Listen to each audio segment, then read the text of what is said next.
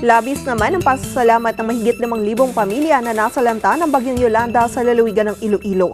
Ito ay dahil sa natanggap nilang tulong mula sa Total Calamity Fund ng gobyerno na nagkakahalaga ng 30,000 pesos. May detalye si Rami Inventor.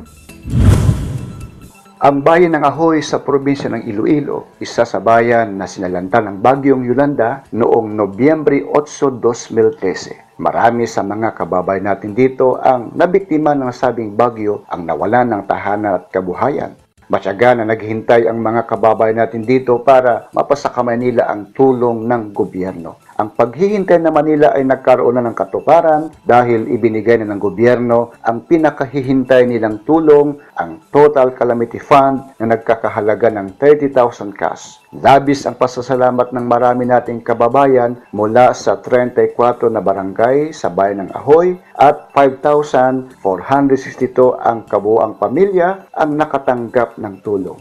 Binahagi sa 2 araw ang pamimigay ng tulong upang maiwasan ang pagsisikip ng mga tao para walang anumang sakuna na mangyari at walang masaktan kung kaya't naging payapa ang pamimigay ng tulong.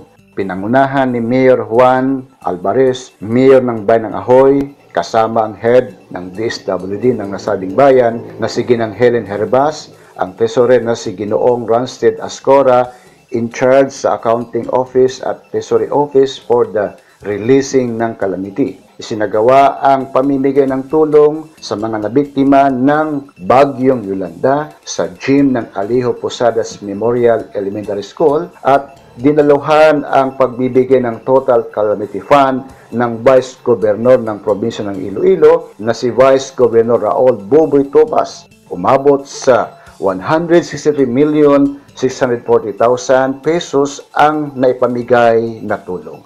Mula dito sa probinsya ng Iloilo, Rami Inventor, Eagle News.